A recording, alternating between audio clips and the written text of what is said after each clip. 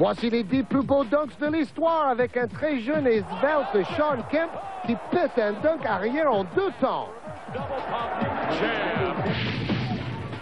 Une claquette haute altitude du meilleur marqueur NBA, le tout petit Allen Iverson. Incroyable! Are you kidding me? Wow! Oh, that's a point guard, folks. En playoff face à Jordan et les Bulls, John Starks se décolle et plante ce smash main gauche pour New York. What a move by Starks, who was able to sky to the basket. Le Human Highlight Film, Dominique Wilkins, le Parisien d'Atlanta, suit son shoot raté pour une claquette de folie. Now that was a monster jam. Ancien vainqueur du concours de smash, Larry Nance de Phoenix frôle les nuages pour ce dunk surpuissant.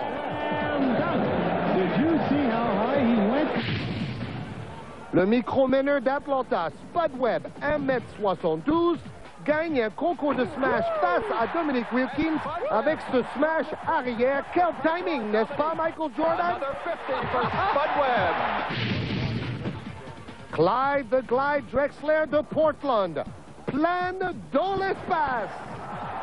Clyde the Glide, and look this guy out below. Mercy, nurse. Appréciez le temps de vol de Tom Chambers quand il jouait avec Phoenix. Oh, get up and jiggle, baby. Le maître S. Dunkorama est l'idole de Jordan. Julius Dr. G. Irving de Philadelphie berce le ballon avant de smasher contre Michael Cooper. Puis le plus beau smash de tous les temps, l'œuvre de Michael Air Jordan qui met dans le vent toute la défense de New York avant de dunker sur la tête de son grand rival Patrick Ewing. Jordan, Jordan, Jordan! Voilà. 10e, la passe légendaire de John Stockton vers Karl Malone lors des finales NBA 97. Stockton goes below, open layup, yes! Utah again for Utah. Leads at 74-73 as Karl Malone breaks long. En 9, le sens de l'improvisation de Larry Bird résumé en une seule action datée de 1985. Oh my goodness! How did he do that? 8e, le meneur flashy Brent Barry lorsqu'il jouait chez les Clippers en 1997. Oh no, nice pass! Man, Brent Barry! What great hands by Brent Barry! He is wheeling and dealing tonight. That was a fabulous pass. En 7, le meilleur meneur de jeu de tous les temps, Magic Johnson en 1985. Dribble behind the back. Oh, what a play! Slam dunk! Maybe the play of the year. And it had to be culminated by that fantastic slam dunk by Scott.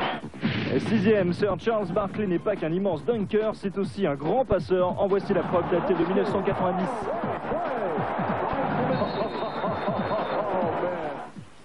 Et la suite au prochain. Et voici pourquoi Pete Maravich, dans les années 70, était surnommé le pistolet.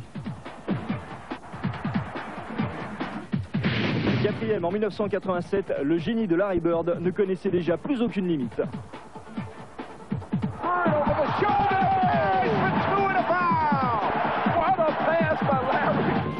En 3, avec ce type de geste, Asia Thomas faisait rêver toutes les générations en 1993. Oh no, that's the glass. He got it! Oh my goodness, I don't believe it. Isaiah. La 2e, une fois encore, le roi du Showtime, le seul et unique Magic Johnson en 1987.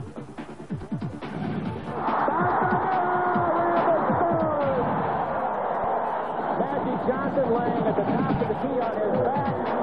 Bounces the ball while on his back.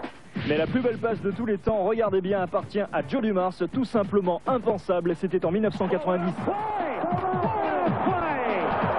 Everybody set play. The Bulls thought the pass was going out of bounds. Everybody stopped. Rodman kept going. 1991, soudain Clyde Drexler ne peut rien face au retour de la muraille, Shawn Kemp. That's just a great, outstanding athletic defensive play by the Rain Man, Shawn Kemp.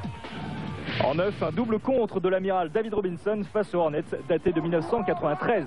Blocking Johnson and got it back again against Wingate. Oh my, the Admiral. Outrageous play by David Robinson. 8e, la vitesse et le timing de Hakeem Olajuwon face à Kevin Johnson, c'était en 94.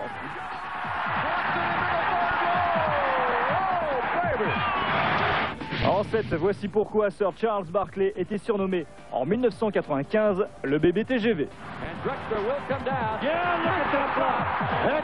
That's the play of the playoffs, Al. 6e, le meilleur rookie de la saison dernière, le digne héritier de Robinson et de Olajuwon, Tim Duncan. They got him again. Hot Rod got blocked 3 times in a row.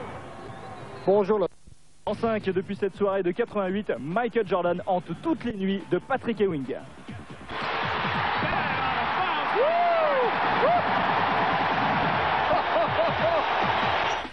4e, une deuxième fois, sans aucun doute, l'un des meilleurs contreurs de l'histoire, Hakeem The Dream Olajuwon, toujours en 94.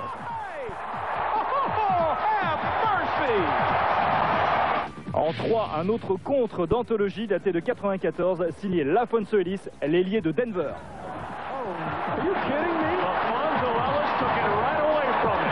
That's just tremendous block. Look at that. He just took it from him.